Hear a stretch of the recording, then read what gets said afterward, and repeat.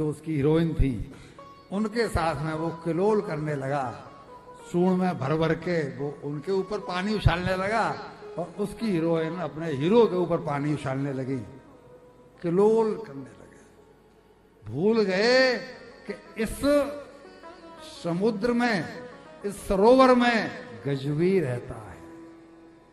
क्या हम नहीं भूले हुए हैं? ये भवसागर है कि नहीं है? सागर है कि नहीं है? इस सागर में हम क्लोल करने में लगे हुए हैं। इस सागर में यमराज का वास है कि नहीं है? उसकी दृष्टि हमारे ऊपर है कि नहीं है? हम निकलना चाहते हैं? वही वो कर रहा है। वो हाथी है, उसमें विवेक नहीं है। हम इंसान हैं, हमारे पास विवेक, कहते हैं ना, गई भैंस पानी में।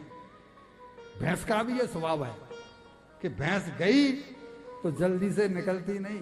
वो चरवाहा बहुत प्रयास करता है और होता क्या है कि वो गंदे पानी में जोंक पनप जाती है। जोंक नाम का सुना है? कीड़ा। वो कीड़ा जो है भैंस के अंदर घुस जाता है, उसका खून पीता है। अब वो ग्वाला उस कीड़े को निकालना चाहता है, पर वो कीड़ा निकलता नहीं। तब वो क्या करता है, जोर लगा के खींचता है और वो कीड़ा टूट तो जाता है बीच में से, वो आधा भीतर रह जाता है, पर उस कीड़ा निकलता। वो इतना खून चूसने का प्रेमी है। मैं आपसे कुछ नहीं कह रहा हूं, आप अपने ऊपर मत ले जाओ।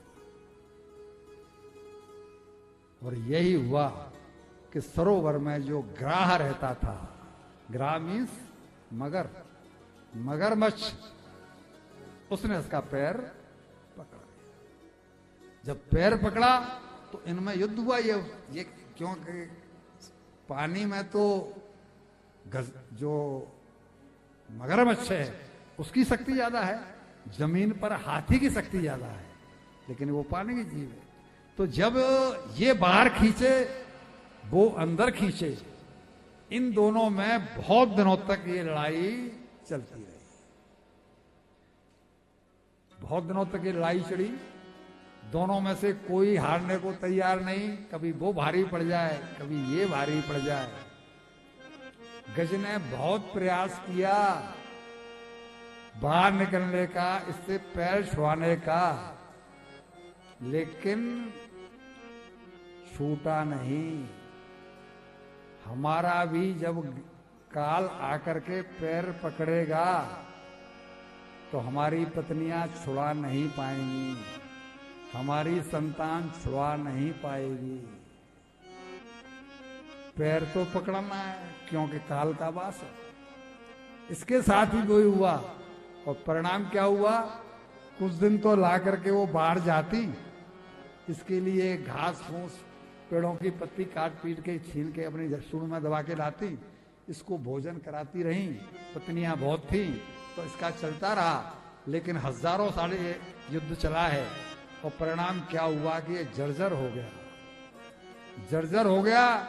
और वो हथनियां कह रही हैं कि हाथियों की कोई कमी थोड़ा ही है, इससे कोई ठेका थोड़ी ले रखा है, अब ये तो मरना ही मरना है, अब इसको कोई बचा नहीं सकता। हमने बहुत प्रयास कर लिए, तो दूसरा देखेंगे।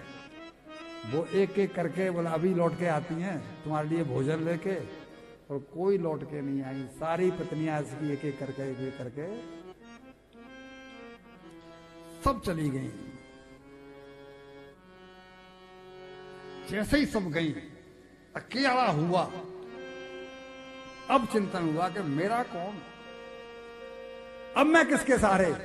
मैंने जिन जिन का सहारा सोचा था कि बुढ़ापे में ये काम आएगा, कभी मुसीबत में ये काम आएगा, ये तो सबकी सब चले गए, बच्चे भी सब चले गए।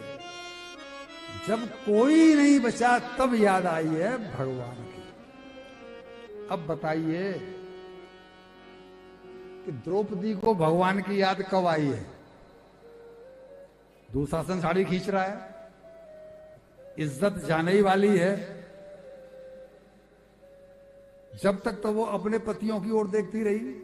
युधिष्ठिर को देखा, उनने अपनी मुंडी नीचे कर ली। भीमसेन को देखा, उनने अपनी मुंडी नीचे कर ली।